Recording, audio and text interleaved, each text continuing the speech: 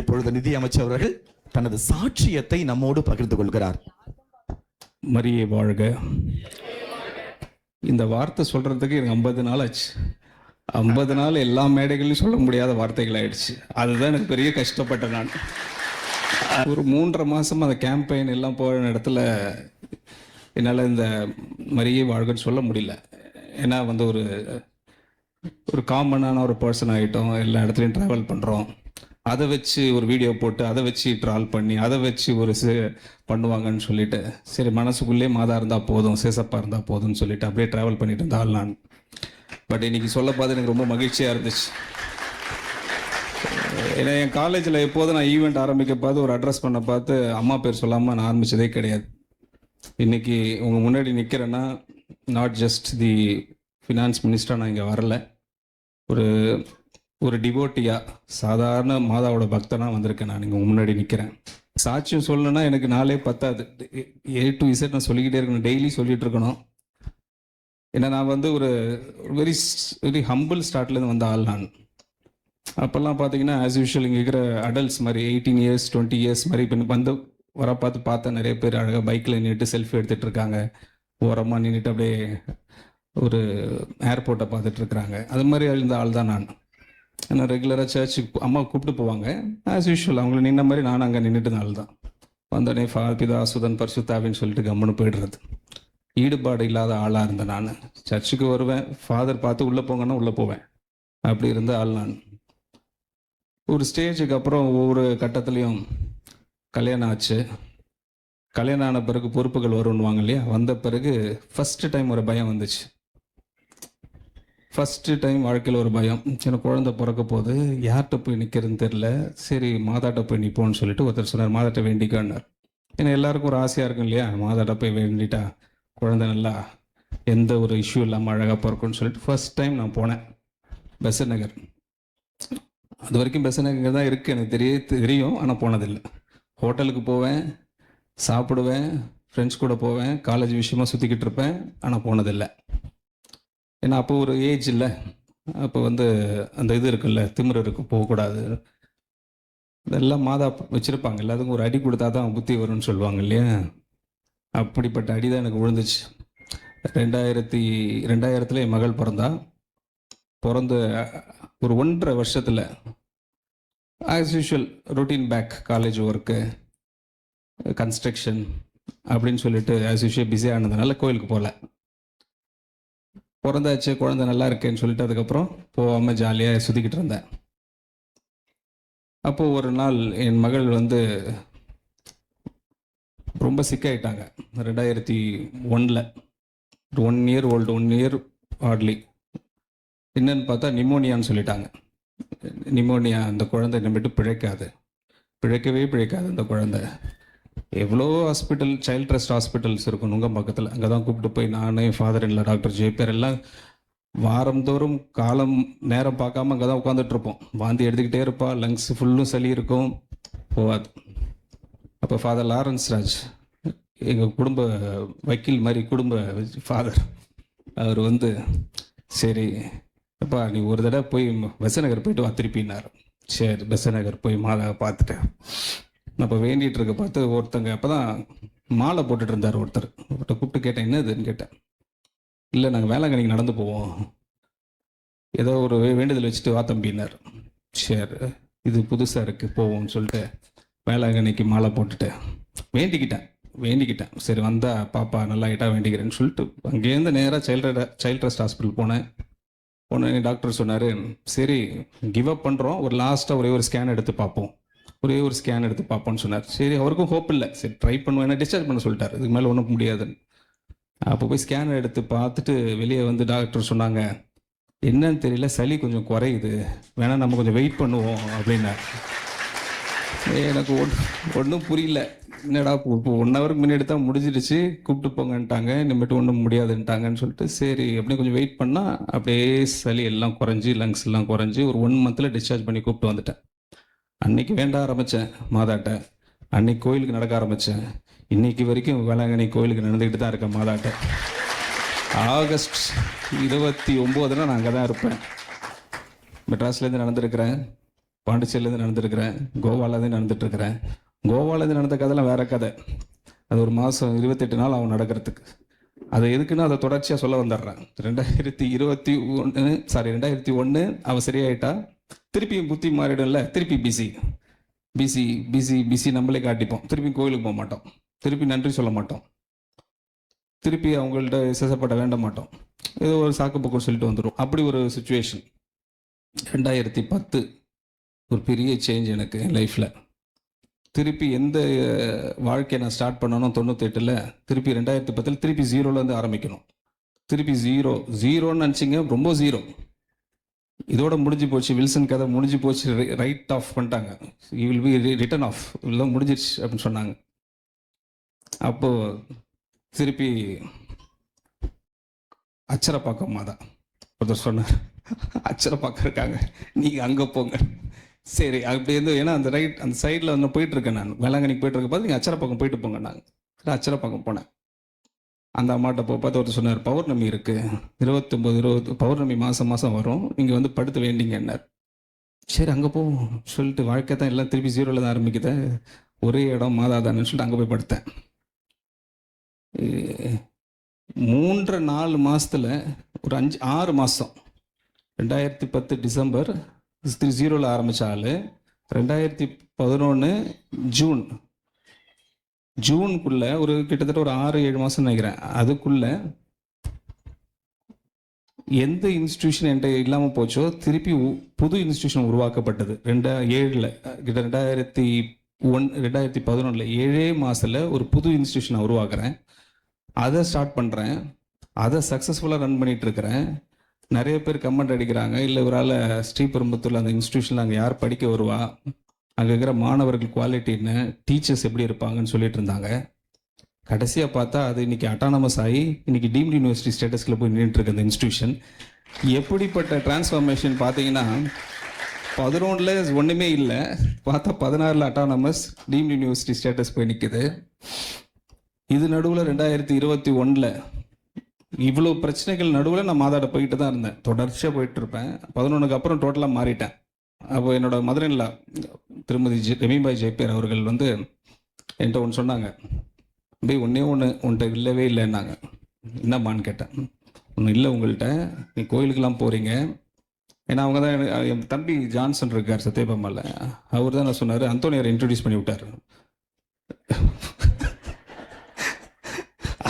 அது வரைக்கும் 11 வரைக்கும் எனக்கு தெரியாது அந்தோனியார் இருக்காரு தெரியும், நட்கரன் உட்கார்ந்தது கிடையாது, நட்கரன் என்னன்னே தெரியாது. நட்கரன் சொன்ன ஓடி போயிடுவேன். பட் அவர் போய் என்ன வாங்க வாங்க, எல்லாம் ஒரு ஆள் இருக்கணும் இல்லையா, கடவுள் ஹோலி ஸ்பிரிட் மூலமாக ஒரு ஆளை கொடுத்து அனுப்புவார் இல்லையா, அது மாதிரி கூப்பிட்டு அனுப்பிச்சார் என்ன. மதுரையில் ஒரு ஆள், என் தம்பி ஒருத்தர் செயின்ட் ஆண்டனி பலவாக்கம், நட்கரனில் போய் உட்கார வச்சு, நட்கரனை என்ன, நட்கரனை எப்படி நீங்கள் ப்ரே பண்ணணும் அதெல்லாம் சொன்ன பார்த்து அந்தோனியார் ரொம்ப க்ளோஸ் ஆகிட்டார். அதுக்கப்புறம் முதல் செவ்வாய்க்கிழமான அந்தோனியார்கிட்ட போய் வேண்டிக்கிறது. அப்போ என் மதுரையில் என்ன சொன்னாங்க, வில்சன் உங்கள்கிட்ட ஒன்று இல்லை, எல்லாத்துலேயும் போகிறீங்க, எல்லா மாதம் உங்களுக்கு செஞ்சுட்டு வராங்க, ஆனால் உங்கள்கிட்ட ஒன்று இல்லைன்னாங்க. என்னம்மான்னு கேட்டேன். கையில் பிடிச்சி ஒன்று கையில் கொடுத்தாங்க. என்னன்னு பார்த்தேன், இன்றைக்கி வரைக்கும் வச்சுருக்கிறேன். 11 கொடுத்தாங்க, ரோசரி கொடுத்தாங்க. ஒரு ரோசரி கையில் வச்சுக்கப்பான்னாங்க. இது அன்னையிலேருந்து டெய்லி ரோசரி சொல்ல ஆரம்பித்தேன். எந்த பிரச்சனையாக இருந்தாலும் சரி, எந்த மன கஷ்டமாக இருந்தாலும் சரி, எனக்கு இந்த ரோசரி சொன்ன அடுத்த நிமிஷம் நிம்மதியாக இருப்பேன், நல்லா தூங்குவேன், நல்லா ஹாப்பியாக போவேன், சந்தோஷமாக இருப்பேன். அடுத்த நிமிஷமே எனக்கு சந்தோஷம்தான். இந்த ரோசரி பழக்கம் வந்துச்சு, மாதா பழக்கம் வந்துச்சு, அப்புறம் அந்தோனியார் பழக்கம் வந்துச்சு, நட்கரணி பழக்கம் வந்துச்சு, ரோசரி பழக்கம் வந்துச்சு. திருப்பி பிரச்சனையும் தொடரும், அது வந்துக்கிட்டே தான் இருக்கும். அப்போ தான் கடவுள் டெஸ்ட் பண்ணுறாருன்னு அர்த்தம் இல்லைங்களா. உங்களுக்கு பழைய ஏற்பாடுலாம் பார்த்தீங்கன்னா, எனக்கு பழைய ஏற்பாடு ரொம்ப பிடிக்கும். கீழ்ப்படிதல், ஒபீடியன்ஸ், டிஸ்ஒபீடியன்ஸ் 2 தான் பழைய ஏற்பாட்டில் என்னை பொறுத்த வரைக்கும். ஃபாதர்ஸ்லாம் இருக்காங்க, அவங்கள வச்சுட்டுலாம் சொல்ல முடியாது. இவங்கள நான் பிஹெச்டி, நம்ம வந்து ப்ரீகேஜி தான். பட் அப்படி இருக்க பார்த்து இந்த ஓல்ட் டெஸ்ட்மெண்ட்டில் வந்து பார்த்தீங்கன்னா, ஆப்ரஹாம், சாரா இருக்காங்க, அவர் ஹாகர் இருக்காங்க, இஸ்மாயில் வராரு. அப்போ அவர் வந்து கடவுள்கிட்ட வேண்டுறாரு, இது மாதிரி சாரா வந்து சொல்கிறாங்களே, இந்த ஹாகரை வெளியே அனுப்புன்னு சொல்கிறாங்களே, கடவுள்கிட்ட வேண்ட பார்த்து கடவுள் சொல்கிறாரு, உன் ஒய்ஃப் என்ன சொல்கிறாரு கேளு, அமுச்சு விடுன்றாரு. அதையும் கீழ்ப்படுகிறாரு ஆபிரகாம். ஆபிரகாம் கீழ்ப்படிஞ்சு ஆகாரை அமுச்சு வச்சுறாரு, போயிட்டு வாங்க வண்டி டாக்கிங் வச்சு அது மேலே குழந்தைய வச்சு கிளம்பி அமுச்சு விட்டுறாங்க. கடவுளுக்கு தெரியும் நீ முதல் கீழ்ப்படி, என்ன சுச்சுவேஷன் உங்களுக்கு கீழ்ப்படின்றாரு. அவரு போய் அந்த குழந்தை போய் அது உங்களுக்கு தெரியும் அந்த ஸ்டோரி. அழகாக ஒரு பெரிய நாடே ஆயிடுச்சு, இஸ்மாயில் பெரிய நாடாயிடுச்சு.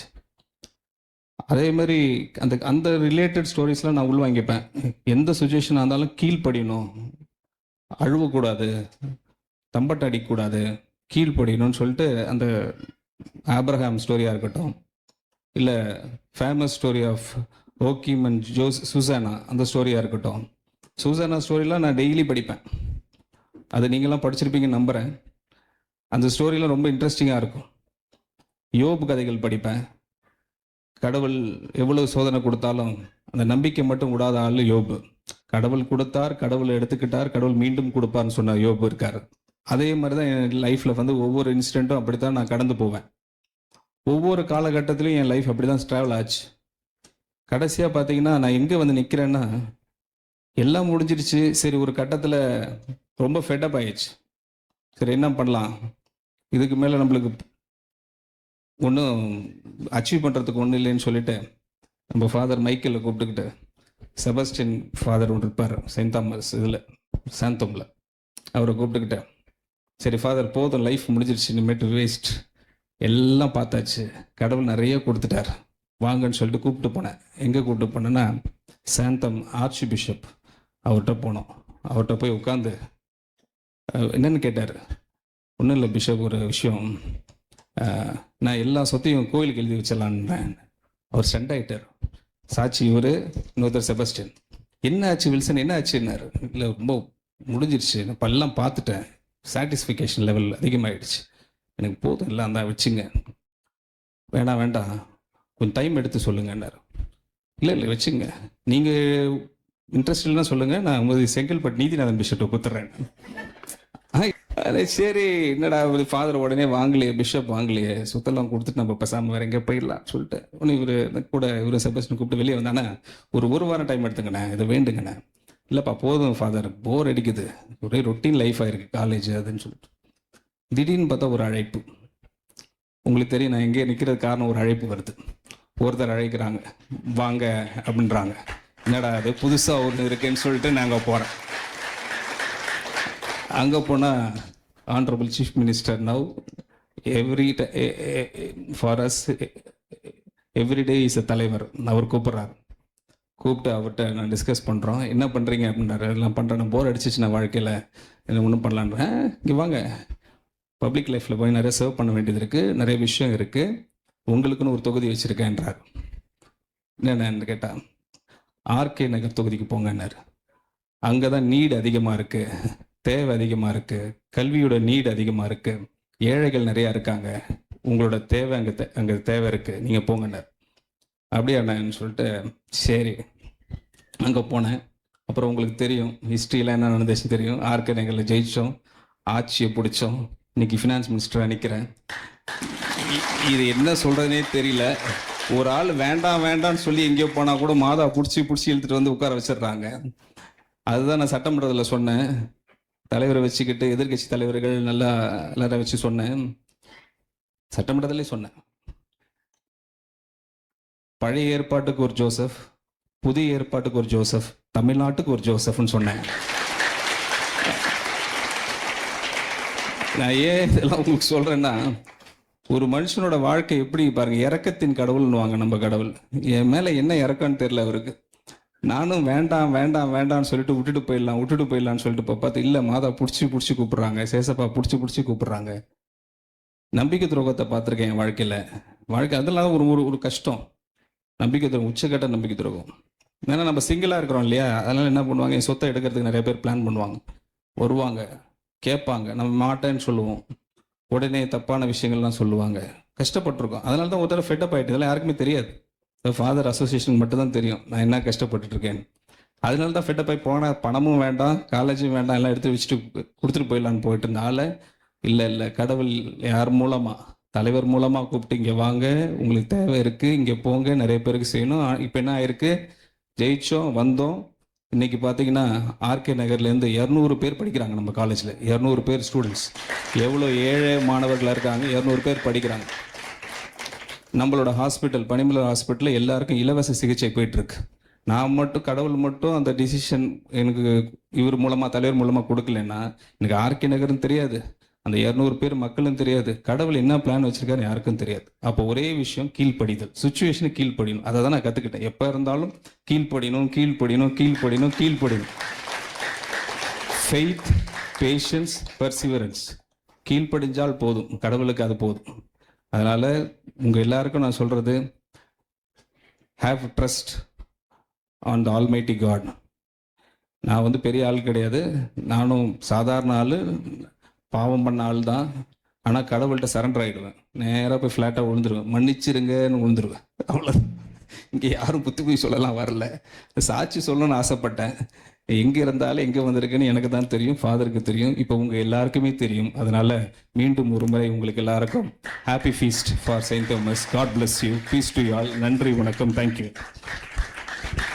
அன்புக்கினியவர்களே, உங்கள் அனைவர் சார்பாக நம்முடைய நிதித்துறை அமைச்சர், மாண்புமிகு அமைச்சர் டாக்டர் என் மரிய வில்சன் அவர்களுக்கு நம் மனமார்ந்த வாழ்த்துக்களையும் நன்றிகளையும் நாம் தெரிவித்துக் கொள்கின்றோம்.